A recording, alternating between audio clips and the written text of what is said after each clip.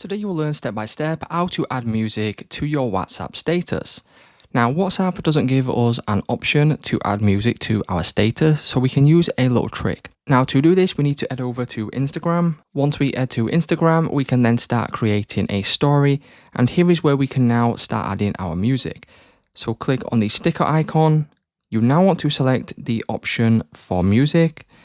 And here is where you will now be able to choose your music. Now you can select any of these, click on the arrow to add this. So what I'm going to do is I'm going to add this, and now what we need to do is we need to go select done, click on the three dots in the top right hand corner, and then we can now click on save. Once we click on save, give this a couple of seconds until it saves to our device. And then as you can see, save to camera roll. So now what we can do is we can go over to WhatsApp. Now what we can do is we can add a new status on WhatsApp by clicking the camera icon next to add status.